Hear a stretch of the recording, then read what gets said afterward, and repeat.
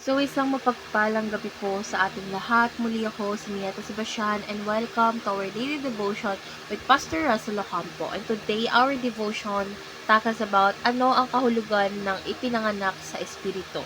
And our concept is all about born of the Spirit. So, ang pagiging ipinanganak sa Espiritu is tumutukoy po sa regeneration o isang espiritual na muling kapanganakan na ginagawa ng banal na espiritu sa isang taong sumasampalataya kay Kristo. So ito ay hindi panlabas sa pagbabago, kundi isang espiritual na pagbuhay sa ating dating patay na kaluluwa. So, our Bible reading is all about John chapter 3 verse 8. Hinihipan ng hangin ng kanyang ibig at naririnig mo ang kanyang ugong, ngunit hindi mo alam kung saan ito nanggagaling at kung saan ito papunta. Ganyan ang bawat ipinanganak sa Espiritu.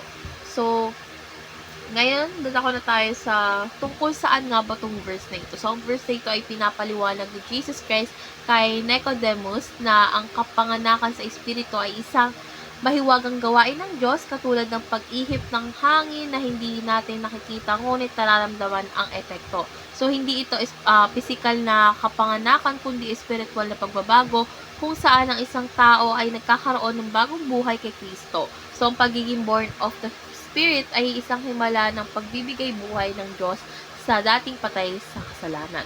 So, ngayon dadako na tayo sa ating teaching. So, yung first teaching is regeneration saves us when we were dead. So, bago natin makilala si Kristo, tayo ay patay sa ating mga kasalanan. So, ang ating kaligtasan ay hindi dahil sa ating mabubuting gawa, kundi sa gawain ng banal na Espiritu sa atin. So, ang kapanganakan na sa Espiritu ay binubuhay tayong muli upang mamuhay para sa Diyos. So, second is regeneration is the impartation of the life of Christ. So, ang bagong buhay natin is hindi natin sariling gawa, kundi si Kristo na nabubuhay sa atin. So, yung ating lumang pagkatao ay nailibing na at tayo ngayon ay nabubuhay kay Kristo. So, ang ipinanganak sa Espiritu is hindi lamang tumatanggap ng bagong buhay, kundi pinapamuhay ito. So, last teaching is regeneration is purely God's work. So, gaya ng sabi ko kanina, ang bagong kapanganakan is hindi dahil sa ating sariling pagsisikap, kundi dahil sa biyaya ng Diyos. So, yung banal na Espiritu lamang ang may kapangyarihang bigyan tayo ng bagong buhay. Walang sino man ang maaaring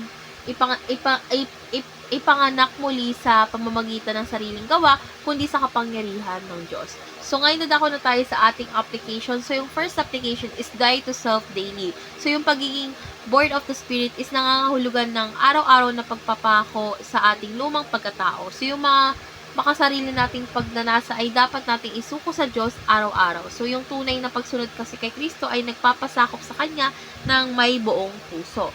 Second is internalize this life of Christ within you. So, yung bagong buhay natin na hindi lamang para sa panlabas sa pagpapakita, kundi sa isang tunay na pagbabago sa loob. So, yung hayaan natin ng salita ng Diyos na magturo at maghubog sa ating kalooban dahil ang Espiritu ng Diyos ang dapat nating hayaan na manguna sa ating buhay. So, last application is start to speak and act like Jesus. So, ang pagiging born of the Spirit kasi ay dapat makita sa ating mga salita at gawa. So, ipinapakita natin yung pagmamahal ni Kristo sa pamamagitan ng ating buhay. Dapat tayo maging ilaw sa iba sa pamamagitan ng ating pagbabago at pananampalataya kay Kristo. Ngayon, dadako na tayo sa ating last part, which is our discussion. And our discussion talks about paano natin maisasagawa ang pagkamatay sa sarili araw-araw habang sumusunod tayo kay Kristo at pinapasan ang ating krus. So, yung pagkamatay kasi sa sarili ay nangangahulugang pagtalikod sa ating mga makasariling kagustuhan at pagsunod sa kalooban ng Diyos.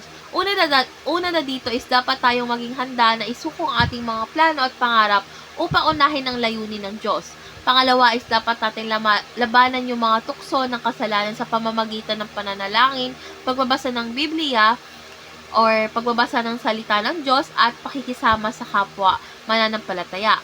Pangatlo naman is dapat nating patawarin ng iba kahit mahirap dahil ang pagpapatawad ay isang anyo ng pagtalikod sa ating lumang pagkatao. Pang-apat is dapat nating maging bukas palad sa paglilingkod kahit hindi tayo napapansin o nabibigyan ng gantimpala. Pang-lima is dapat tayo magtiwala sa Diyos sa gitna ng pagsubok at huwag magreklamo sa anumang sitwasyon. And syempre, panghuli is araw-araw nating ipanalangin na hindi tayo ang masunod, kundi ang Diyos sa ating buhay. So, let's pray po. Panginoon, salamat sa bagong buhay na ibinigay mo po sa amin sa pamamagitan ng iyong Espiritu. Tulungan mo po kaming talikuran ng aming lumang pagkatao at mamuhay para sa iyo. Lord God, bigyan mo kami ng lakas upang ipasa ng aming krus at sundin ka araw-araw. Turuan mo kaming maging masunurin, mapagpakumbaba at laging magtiwala po sa inyo. Lord God, naway makita sa aming buhay ang iyong liwanag at pag-ibig sa pangalan ni Jesus. Amen.